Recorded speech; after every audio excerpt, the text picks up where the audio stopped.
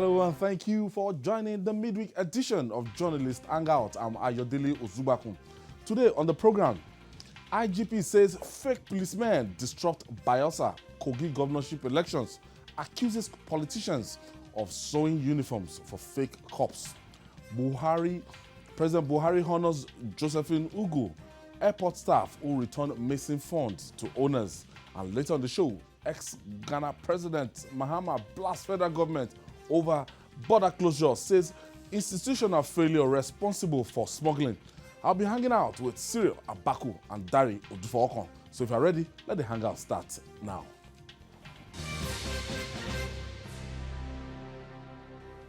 Well, thank you for always being there. Now, the governorship elections in Bayelsa and Kogi states have been contested and won.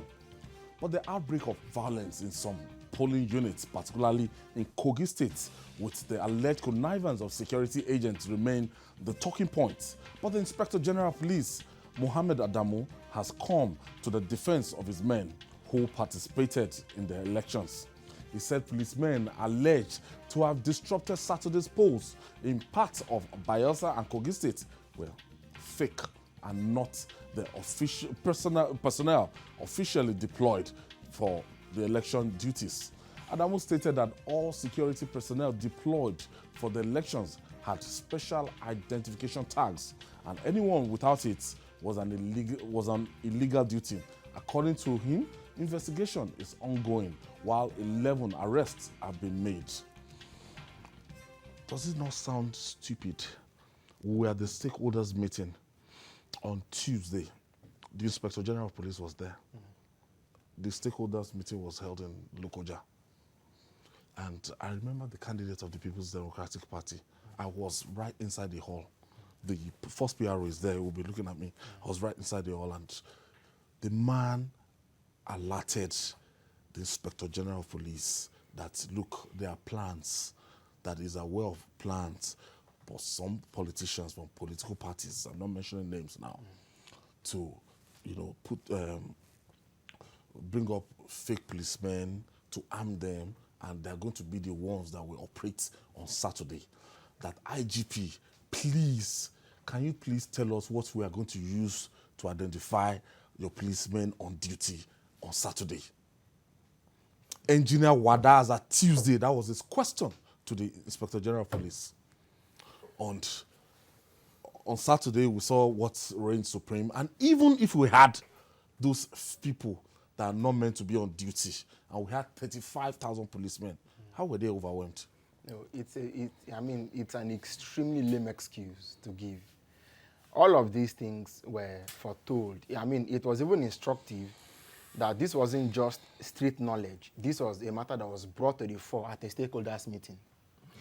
And so if the police IG would say that in a state that he deployed more than 30,000 officers to man an election, that fake policemen still had their way, still had their say in determining, the outcome and how things went, overwhelming the 30,000 policemen.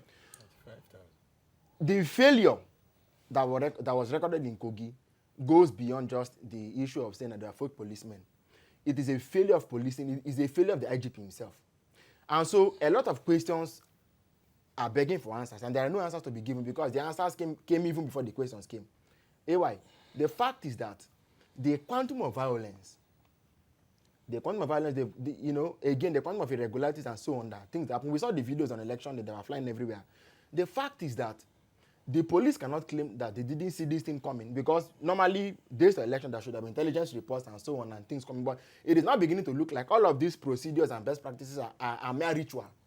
On election day, merchants of violence still have enough violence to sell. And since the ordinary man cannot buy violence at any cost, he will give way. And so when you have this, if you have enough fake policemen that can overpower 33,000 or plus policemen, what happened in Kogi, on election day? There is a huge question. So are you telling me that you had up to 40,000, 50,000 fake policemen? Where did they come from? How did they get arms? It's a big, I hope they understand the meaning of the answer that they're providing for us. Because you can't tell me that such a number of people went ahead to disrupt an elective process and you've made only 11 arrests. All right, Dari, they would have, it would have been very good if you witness and experience some things that happened in Kogi State. But then, the feedback you all got, your guess is as good as anything. Staying in one school, particular school, and you have normally, because of the Electoral Act, the police men that are meant to man the ballot papers, they were just carrying batons. They didn't have ammunition, just not to scare, the voters would be voters and everything. But before, at any 3 kilometers in Lokoja, you had armed security men, combined forces coming together to. But these guys were still moving around in Hilux vehicles, going to polling units, collecting these materials one by one, and they waited till around 12:01 that people came out to vote, to exercise their franchise. They waited for people to come out, and in the quest of people coming out. What we saw in Kogi, to the best of my knowledge, is a real drawback for us in the history and process of electioneering in Nigeria. It's quite disappointing. If the videos that flew around Saturday, Sunday, Monday were anything to go by, we seem to have lost what we gained in the last 20 years in just one election. That's my reckoning too. I am seriously waiting to see how proceedings will go in the various tribunals after this election. I'm seriously waiting. But that should be left for the courts. So, talking about the IG, like I said earlier today, what the IG simply told the world is that he understands nothing about policing. That was what he told the world. He deployed 66,000 policemen to 2 states for gubernatorial election, not general election. The only addition was the Kogi West senatorial election. And the House of Assembly in one place. Supplementary election in Bayelsa. Not general election. 66,000 policemen. Somehow, the IG came back to tell us 66,000 policemen were overwhelmed in 2 states.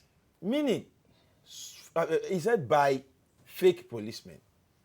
This reminds one of the unknown soldier era. When you want to avert being blamed. What the IG is trying to do is avoid his men being blamed for what happened in Kogi, because we could see videos of people dressed like policemen. He wanted to tell us in clear times, those were not my officers. So they had to be tagged. And how did he, instead of tagging them unknown policemen as we are used to, he decided to change the rhetoric and say fake policemen. This is okay.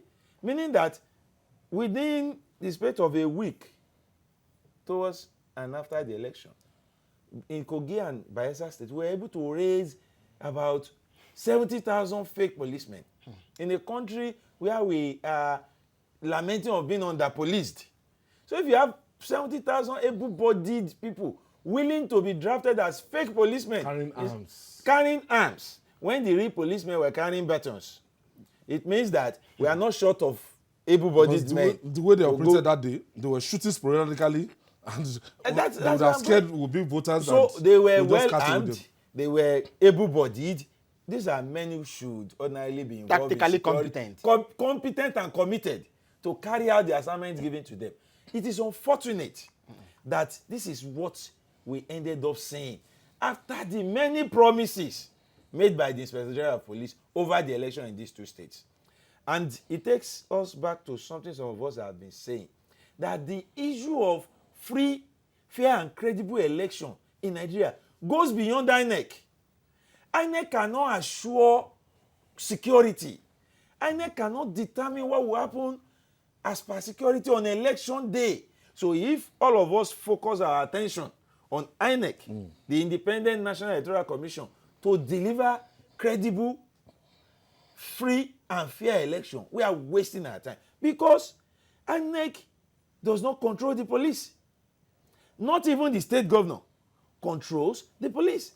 So where the police is beyond and out of the control of the electoral body, it means that the issue of free and credible election is not something INEC can assure us. Now, INEC told us they did everything possible. And we also, those of you who are on ground, we cannot begin to ask you questions now, Ayo, because there are many things you cannot say on here. You saw and witnessed many things you will not be able to say. Exactly. But those of you who are on ground, notice that election materials arrived on time. The electoral officers were there ready. The people came out to vote because they were mobilized. We usually talk about mobilizing the election. The orientation was perfect. The people were ready. Then the snag came. It came from an area outside the control of INEC. And when this happens, and we want to take an holistic overview of this election, And even but many people are still likely to blame INEC. when you want to score them, you even score the people of Kogi State. You score them so high. For their commitment and readiness. 1.6 million people actually are on the register. 1.4 million people, over 1.4 million people actually went to take their PVC. And they were ready to come out to exercise their But franchise, by the time, which is not a bad figure. But by the time the security situation failed, many understand? could not come out of their now, house. we had 24 candidates that went into that Election. contest. I didn't see the billboard or poster of any other candidates apart from APC and PDP. Maybe in, SDP. Maybe SDP in Lokoja. And it was the gap between the major political party and these other parties. It's as if it's just to, to fill the space. That's why we have other political parties now. The way the gap, the two behemoths, if you want to win an election, just to be in either PDP or APC. And it's becoming worrisome that we're gravitating towards a two-party state. No, you see, in fact, I think the APC actually said something to the effect some weeks ago, taunting the PDP and saying that, look, haven't we now become a one-party state? If I remember well, they were saying you guys have you've lost organization, you've lost direction, you've lost focus, and so on. And then the PDP sort of retorted. But I remember a comment somebody made, I think sometime in the late 80s or mid 80s, to the effect that the future generations of Nigerians coming will not understand what democracy is about. That comment was made by Papa Obafemi Awolowo. He said it. He said, look, some persons felt it was frustration and aggression because they had lost a series of elections. He said no, that he had seen the future, that 30, 40 years from that time, Exactly now. Nigerians will not, people like us won't understand what it means. That's the beauty of going to the ballots on election day. And even those, being sure yes, that your vote will count. The way you are doing it in Ghana, when they had their presidential election, it was like a celebration. And you see that when I'm voting for this party, it's not just a party. I'm voting for an idea. I am voting for what I believe in. Yeah. It doesn't matter whether we lose or we win, but I'm voting to make a statement that I want free education, or that I want free health, or that I want to pay taxes, and I believe that with my taxes, something that counts for that vote. We've lost all of that. Now you see, the reality is that even those minor pockets of popular politicians who would say, if I can't get a ticket or the blessing of my big party, I can go to a small party and I can win. When people's popularity can no longer count for anything, what they expect is going to happen? Some of the people who are now the brain behind the misnomer of that we call democracy today, were people that were actually fighting for democracy. But you see, how can an advocate for democracy distrust democracy? How can somebody who fought for democracy now no longer believe that democracy can deliver the goods? And so what they do is to create a system that appears to have the blessing of the masses, but in reality they are manipulating it. We are trying to look at other parties and how they can even come up and bridge the gap between the APC and the PDP and others. Yeah. Look at the case study of Natasha Akpoti. That woman did everything possible, humanly possible but to make sure to give account of herself. There was one thing she didn't do, and she couldn't have done it, and that is make herself and her party a real third force in Kogi. APC, a major force. PDP, major force. Natasha, a force. Alongside 21 others. Okay. So if we had those 21 combining with her... Let me just take my first caller. Thank you, David. Thank you for holding on. Thank you so much. God bless you all. Yes. Thank you for your good work. Thank you. Where are we going? Where are we going from here? The problem in Nigeria electoral system is out of hand. What we see today is survival of the fittest. This is not the kind of democracy. You are talking of a sovereign nation, a country that is almost 60 years, is no longer a toddler. Where are we going from here? May God deliver this country. God bless you all. Yeah, I was trying to talk about the issue of parties now.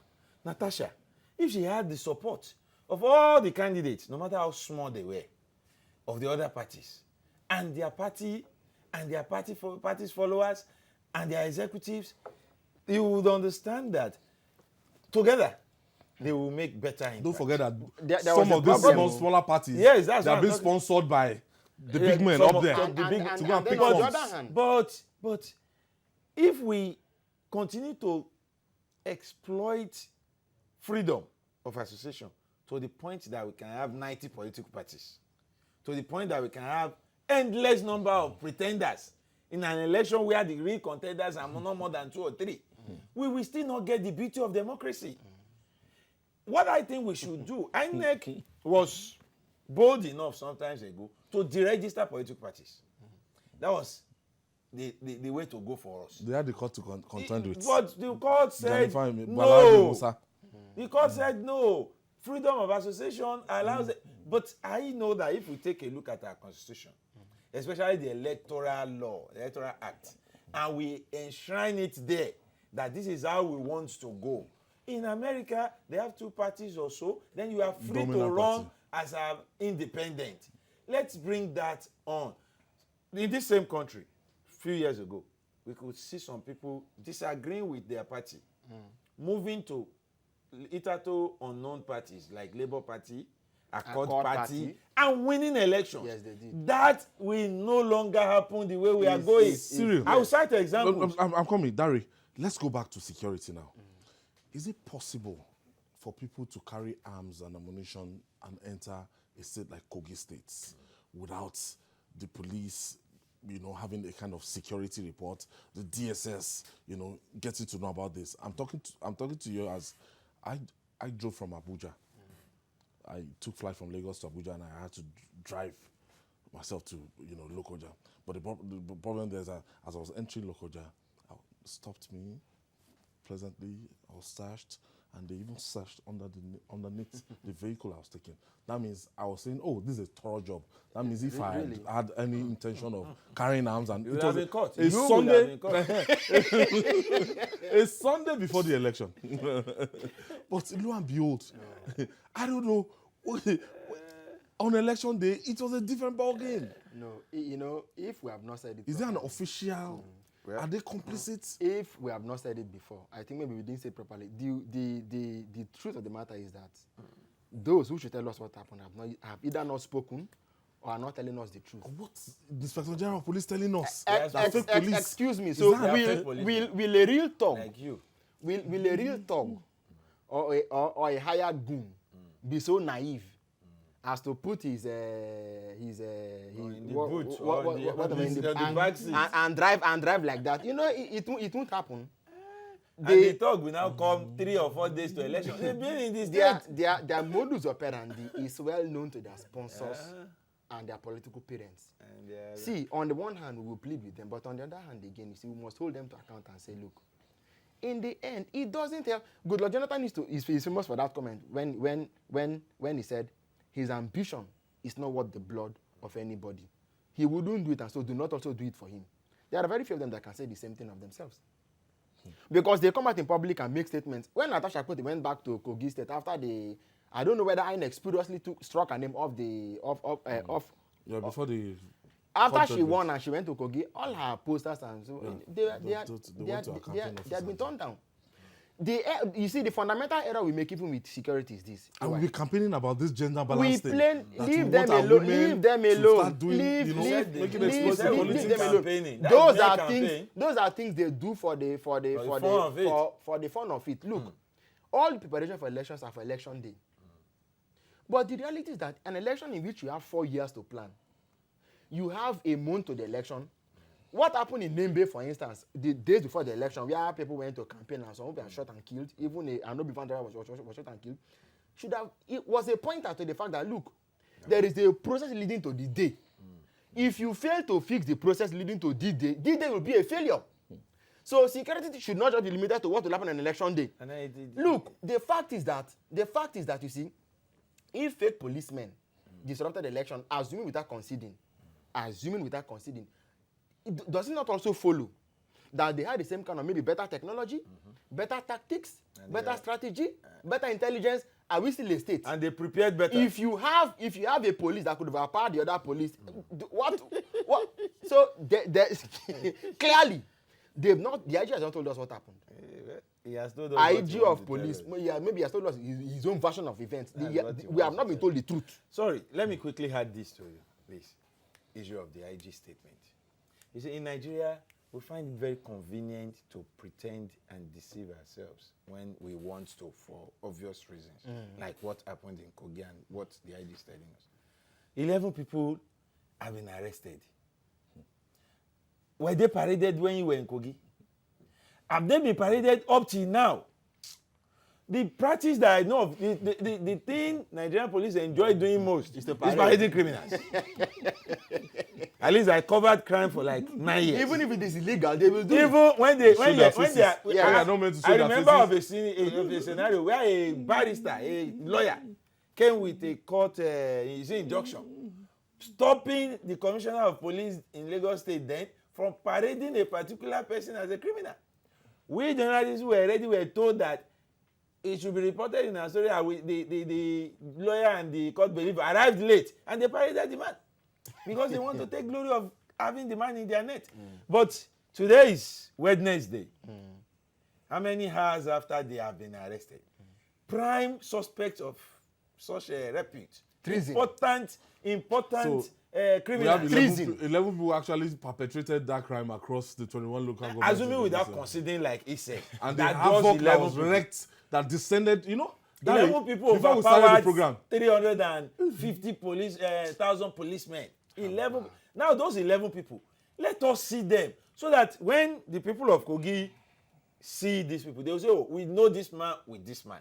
We know this one with this one. And before you know it, the puzzle will fall into place. Before the election, when we saw court verdicts, when we saw court cases, the way it was panning out. Yes, and not on Kogi or Bayelsa alone. Everywhere. We concluded on this program that you have to take it on election day. That don't bother yourself to go to courts. That is just like the kingdom of God, suffering violence. That anything you must do on election day. Just win. So Kogi and Bayelsa seem to be a replica. They had it in mind. The politicians had it in mind. They knew it would go anyway. Look, if people are not going to vote for us, if we are not going to do anything, we should make sure we deliver the mandate and INEC declares us on Sunday. The rest will take care of itself. You know that Saturday of the election, Siphon, our security, sent me something from the Police Service Commission saying that they had actually sent out phone numbers for Bayelsa and for Kogi. I saw it. Of people, if there's any police misconduct, please call. So I scrolled, we scrolled it and said, now the question is, so if somebody was calling the Police Service Commission, I would like, maybe when the police IG's report is ready, then let's also know the kind of complaints the Police Service Commission also received. Then we can make, so we can compare notes. And because there's no need to mince words. We have missed it. Okay? And we won't expect angels or for the process to fix itself organically. We have to, how is it said?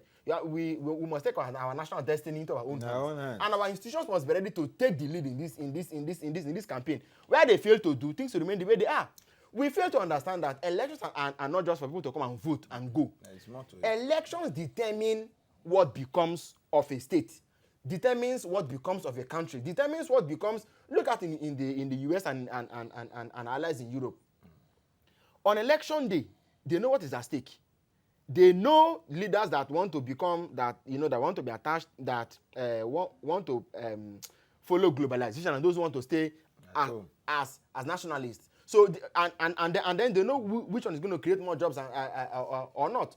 What they do is that they use their vote to determine what comes out. I have a caller. Thank you for joining us. Oh, I You know, we lost that call. it is votes that determine the outcome of an election. It is an election that determines the outcome of who becomes a president or governor. That determines the future of any any society. When you fail at the ballot, you have failed everywhere else, because that is the gate to appointing people who should not be in government into government. Because the Independent National Electoral Commission, because they are not that independent, so to say, with what we've seen so far. Yes, they did their homework. They did a lot of things. I spoke with Yaga Africa. I spoke with the European Union observers. CCD, we spoke with them, and they gave us everything they saw on the field. But the bottom line is that even Yaga could not even hold their own press conference in Lokoja. The next day, they had to move to Abuja. The European Union could not do that. They had to move to Abuja to tell you how unsafe the situation is. Tell you how safe. Now, when you want to look at it now, in this kind of atmosphere, you said something that INEC cannot guarantee security. In a situation whereby security agencies are working towards a certain answer, and the Independent Electoral Commission is saying that I'm going to remain neutral, I want to do my work and everything, is that not counterproductive? It is counterproductive, and there is no much fuse about it. And that is why we're having situations like this. And because I expect Professor Mahmoud to have come out with comments of... Don't preempt him. Okay. Don't preempt him. I want to believe very strongly from the indications we have now that even INEC is disappointed with the turnout of the security arm of its preparation. INEC worked in tandem with certain police operatives, and they must have had understanding of those personnel that, look, we will deliver on our agreed neutrality. You see, there was a mutual agreement. We will be neutral. Yes, gentlemen, if on the election day, some policemen turned out to be fake, and they were accredited to move around, they are fake. But they were and they were not arrested by regular and official policemen. They looked the other way when they were operating. There is actually nothing. There is no story in this thing. No, listen. There is actually nothing INEC will have done about that. Professor Mahmoud or his operatives will not have been able to arrest a fake policeman who was armed. But how did we get to this situation? How was it easy for this to be perpetrated? Where we still need armed security personnel to stay. You see, with this, I said you stay some distance away from the polling unit. If they move towards the polling unit when they are armed and the one there is not armed, who stops them? We still need, it's a simple contribution on this. That's just it. My take is that we need to do a lot more. We need to be more sincere with ourselves, and we must realize that, you see, the beneficiaries of this miasma cannot punish the perpetrators, and so evil will seem to will seem to be thriving. It is bad. All right, still to come, President Buhari honors Josephine Ugwu. Airport staff will return missing funds to owners. Stay with us. It's still Journalist Hangout. We'll be right back after this break.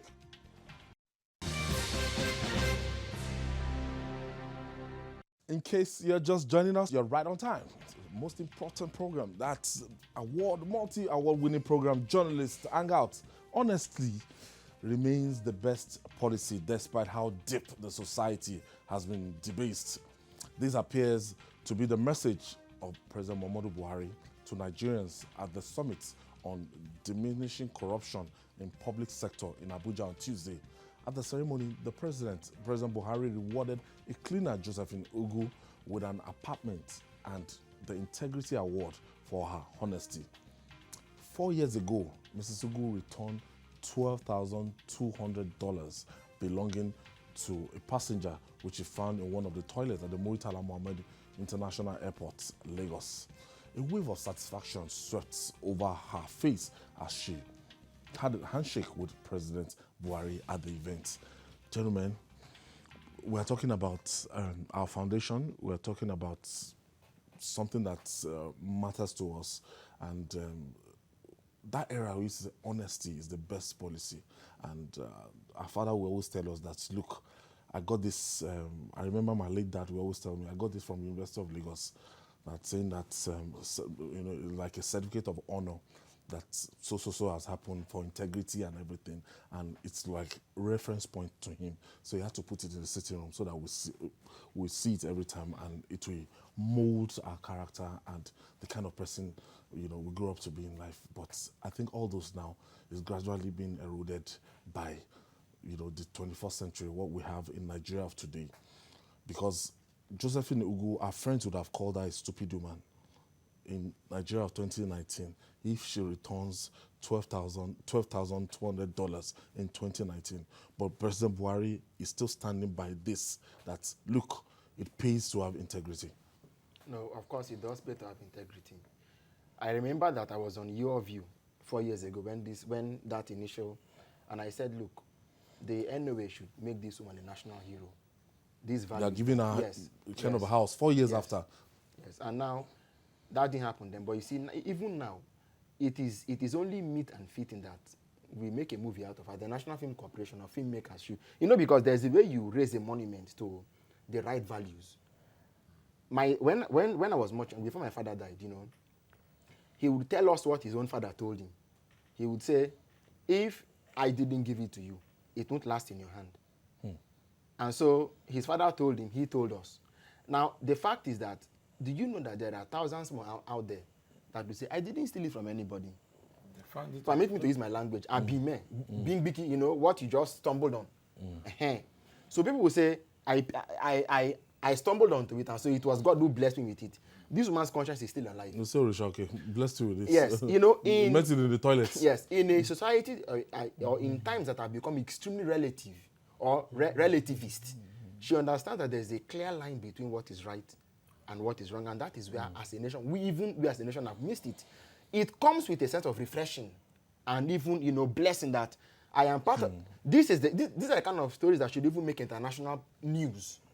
To attempt to rewrite the narrative that we are a country of fraudsters. There is a lot more than she shouldn't be. It's not ICP award that she deserves. She deserves to be made either a CON or an MON at the very least. Because you have people who there are people who are looking for lawyers that will help them to look for loopholes to steal even less than what she's stealing in offices. And yet, as a cleaner, she stumbles on this money. If that is money that will make her live, what is cleaning job at the airport really, So you say, okay, with money like this, sure less than 50K I won't 50,000 naira.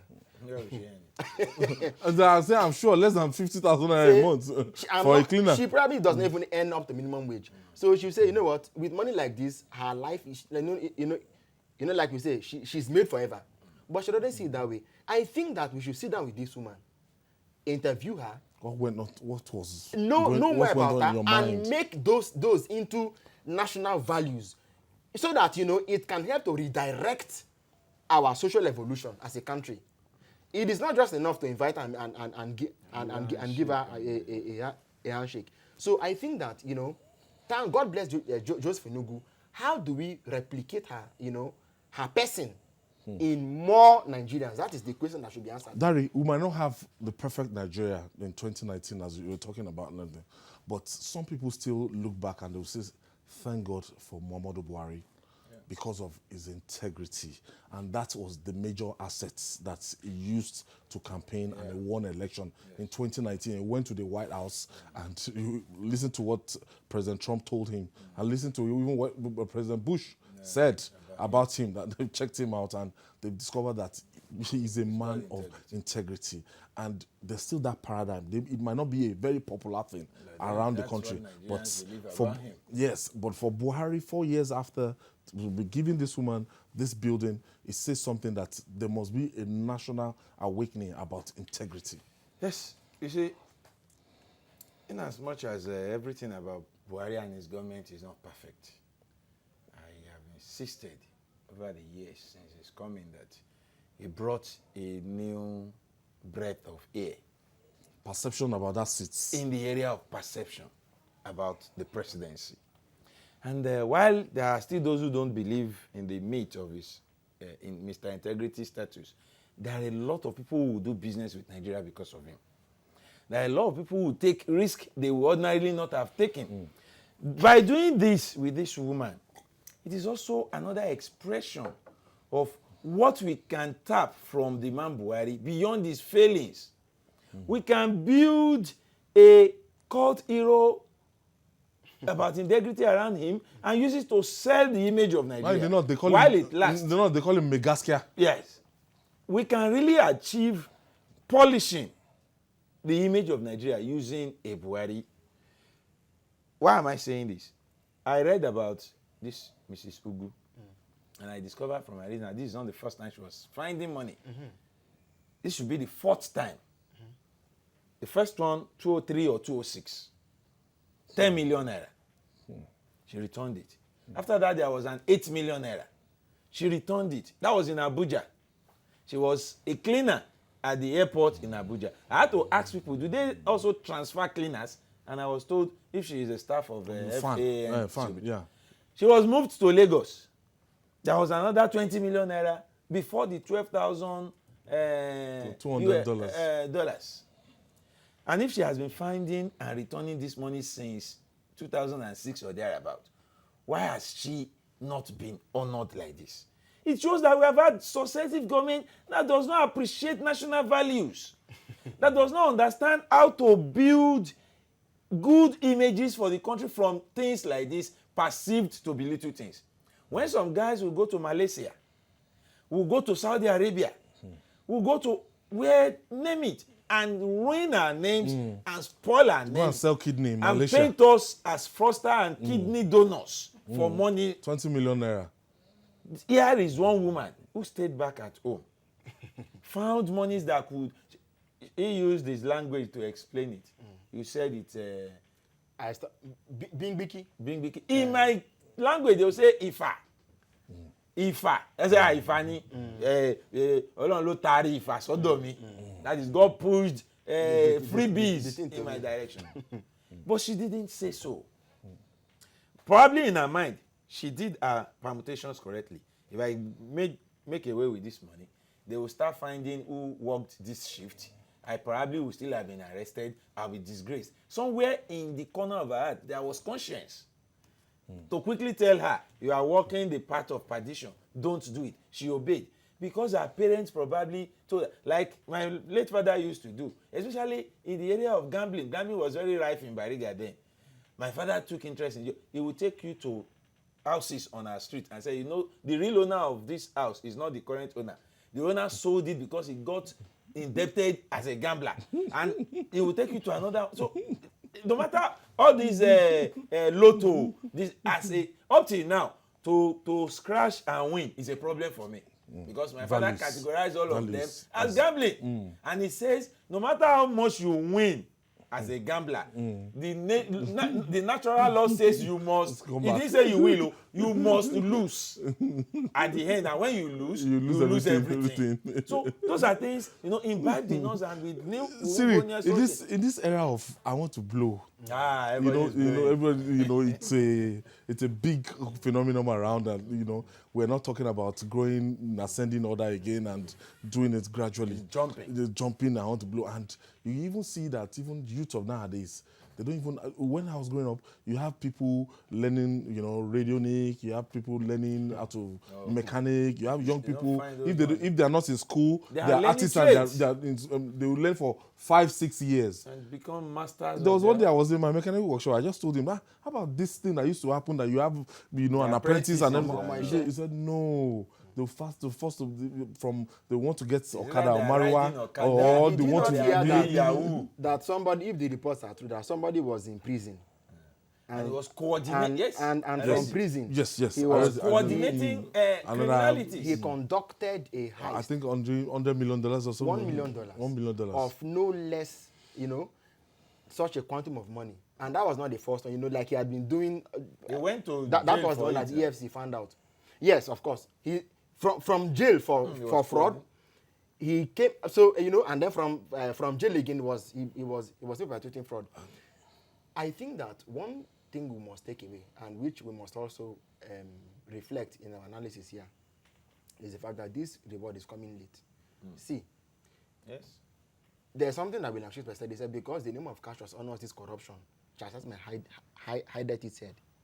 Because the good man is in support of this corruption, correction has to run away. Achebe brought that quote in the trouble with Nigeria. He said one day was driving and a car broke traffic law. Listen, please. Broke traffic law. As the policeman went to enforce them to go to the right lane with his whip, he opened the window of the car opened, and there was a judge sitting at the back. His orderly was driving. The orderly was superior in rank to the policeman. And there was a judge in the car. What did he do? Chastisement. The whip of correction, what did he do? It ran away. it ran away. See, correction and commendation are two key pillars for building correct values in any society. If you want to give commendation, it should come quick, so that those who sacrifice to do the right thing will feel a sense of pride. You must incentivize it. You'll be encouraged. Okay, that's why they failed with this with 2003 or 2006. You know, but it's better late than never. That's why we are praising President Buhari today. Of course it is. At least he got to do it. And then it is, look, so how do we now milk out That's the a capital? good name. It's better than silver and gold. Make a movie out of her. Well, In fact, we should be seeing billboards now how to clean up Nigeria. No, you will not see someone like her on she's social a media cleaner. now. You know, so You will not see Josephine Ugwu. that is why the perception machines of government not trend. now You see, it will trend. roll into action. She's a cleaner. But Mofa trended. How do we how to clean up Nigeria? How to clean up the minds? How to clean up our homes? It's not just physical cleaning anymore now. The Paradigm shift. the recleaning. How do we do that? This one gives us, because both her job and her action speak to the same thing in one capsule. I just hope that our thinkers and think tanks will go to work and say, okay, how do we begin to gain moral mileage? Look, we have come from. Yeah, this is where we should begin to see the functions of agencies like the Nigerian National Orientation. I think that the agency is dead the officially. agency seems to be dead. I miss Mamsa. I miss Mamsa of Mamsa. Jerry Ghana. Yeah, of course. I mean, from ethical revolution, we miss At the them. time I think like they are underfunded or what? No, you should come at us right now. A politician, Even ahead of the election. all agency in our system, and that you see, the day this is almost 48 hours after this. Go on social media and tell me where this is trending. Somebody should lead the charge. But because nobody is doing it. We have to move on. We have to move on, gentlemen. Now, you know, in Africa, we always say when two brothers emerge from the family meeting with laughter on their faces, then they have not told themselves the truth. The decision of the federal government of Nigeria to close its borders may be right after all, considering the outbursts that have greeted the action by its neighbors. Former president of Ghana, that's John Mahama, described the closure of the borders since August as unfortunate and worrying development for the free trade in ECOWAS sub-region. Speaking in Lagos, Mahama said, though smuggling of goods has harmful effects on the growth of the land production, institutional weaknesses should be blamed for the trend. I thought when they call us giant of Africa, at the point in time, some people will say, go and look at Ghana, go and look at this thing. Now, Cyril, the impacts, I think we've made the point we want to make from this closure of the border. And I don't see them reopening it anytime this year. But the bottom line, when you start looking at the gains that we've accrued as a nation, we're not saying it should be closed perpetually. Forever. But from what we've seen so far, there can be sanity in that border. Well, my very personal views on this issue would be that the closure of the border, yes, it was intended for, it had its own goal why government closed the borders. But I don't know, since they've not put a timeline to it, yes, I don't know how exactly they're measuring what they're doing. I hope that they are. But I think that we can't count our gains based on what Ghana is losing. Because Ghana, Benin Republic, Niger, Chad, whoever are our neighbors, they may be crying because of markets, because they have to sell what they're producing. if my understanding of the economics is right, is basically a question of markets, not what they are going to consume. You find that even when President Buhari made some comment about MTN, what was his name? Jacob Zuma then came to Nigeria because in Nigeria they have a market. Not that they can produce what they're going to be using over there. But if you look at the reportage of this whole border closure saga, it has been basically about the issue of rice. I know Ghana and the others have their own concerns. But you see, the fact is that the closure of the borders notwithstanding, we may not be able to decree that change we want to see with closure of borders. We may not be able to sign a law saying close the borders or do this and that. And then because of that, you would expect that Nigerians are also going to buy into the reason why you're closing the borders. That's why the smugglers are not also letting up. And so what we need to do is that we must ensure that we are counting our gains in terms of the actual reasons why we close the borders, and that when the borders are reopened, like Mahama rightly pointed out, our institutions would have been fixed. It is in our own interest to fix those institutions. Number two, and that you see, rice, for instance, let's even just take rice. Nigerians would have come to genuinely fall in love with locally made rice. If you fail to achieve that, after 4 years, we will go back to status quo. I can assure you without any contravention. So closing the borders is only one means to an end. But achieving that real end won't come by making a law. Larry, it will come by please, sir. It will come by selling ideas and ideals to Nigerians in a way that they come to own it for let's allow Dari to make his point. Let me look at it from what you are saying. And I'm going to make my point with this little analogy. When the border was closed, I had a few friends who are into fruits-related businesses. And they usually come to the fruit market, very close here, in K2, to get fruits. When the border was closed, there was so much concern from Benin Republic, so much that a delegation of local chiefs in a community in Benin came to the market to negotiate with the market women how they could still be bringing their fruits with the closure of border, which of course became impossible. And for a day or two, for like a week, there was so much scarcity of fruit in that market. But after a while, fruits from our own villages, which these women were refusing to patronize before because they were not as big as the one coming from Benin, because they were not as ripe like the one coming from Benin, made their way into the market. And the market continued to thrive until it was recently pulled down by government. What am I trying to say? From that little analogy, you will see that it is not only that people are beginning to prefer foreign things, we're even shunning our own local ones. Now, somebody told me that our own local banana actually don't spoil fast as the one being imported, because they discovered after the closure of border that the Beninese used to use carbide to prepare their own to be ripe in good time, because there was demand for it. Carbide is this carbide banana bitters use. Oh. Yes. Oh. But our own local banana, the women said they had to, because I did a story on it, they had to buy it, keep it for days before it will be ripe enough to sell to those who want to eat immediately. Whereas those ones, not knowing that is, but now, even if the ones from Benin comes, I'm sure a lot of people will prefer our local. That is one. Two, to what the former president of Ghana said, I expect him to say so, because he's speaking as a Ghanaian. I will speak as a Nigerian. The closure of border was not just a show of strength by Nigeria. I'm enjoying the show of strength aspect of it as a Nigerian. It's making me so proud. After years of having to listen that Ghana is now exemplary, more than Nigeria, I'm feeling so cool that Ghana is troubled by mere closure of border by my lowly Nigeria. It's interesting. I lived in Katsina State. If you understand how porous the border between Katsina and Niger is on the Jibia axis, you will understand what we are saying. Even from Daura, Keita, Jibia, all sorts of things come in. Even goats.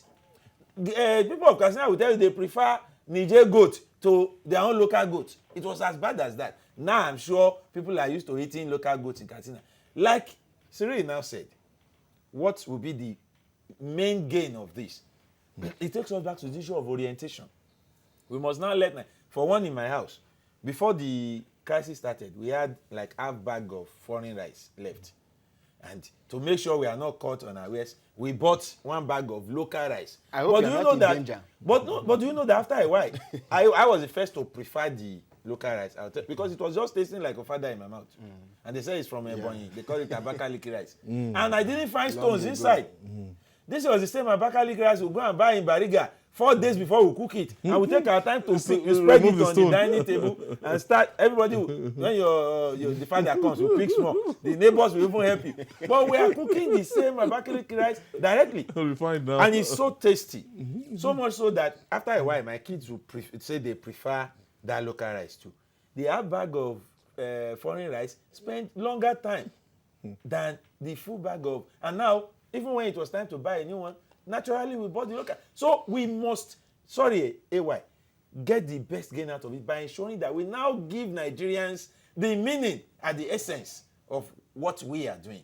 It is only when we open the border and Nigerians naturally don't go back to prefer foreign things. That is when we have made gain. But to talk about what the foreign, our neighbors are saying, we should not be bothered about that. If Ghana complains, we should lock the border longer. The CG of the Nigerian custom even ordered that maybe 200 meters to this border town, they should not even supply filling stations around there. Noticing that the same trend, they still carry what the federal government is subsidizing for its citizens, they are still carrying in across the border. And they've noticed in the amount of our consumption, so-called 60 million liters per day might just be a lie, that it's smugglers that take it across the border. No, it has. I mean that has always been there. Even the ones that happen in the border between Adawa and Cameroon, smugglers have a field day. They come take the product and then take it across the border. So it's good that we clamp down as effectively as we should. But the key question is, how much effort are we putting in to reorientating the Nigerian mind? You see, it would be a question of a paradise lost, or gains lost, or benefits lost, if at the end of the day, we go back to our usual All right. I want to thank you, Dari Udu, for welcome, for your contribution today. Thank you. And my cerebral Cyril Abako. Thank God you came back safe. I'm so happy to see you. Thank you. I was so concerned. Yes. BKO is unavoidably absent today. Tomorrow he's going to join us. And that's our offering today on Journalist Hangout. Join us tomorrow for another episode of the program. And also watch Journalist Hangout on our platforms showing on the screen. We're also on YouTube, youtube.com/TVC News Nigeria. Our feedback channel is Journalist Hangout at tvcnews.tv. I'm Ayodele Zubaku. Bye for now, and God bless Nigeria. See you tomorrow.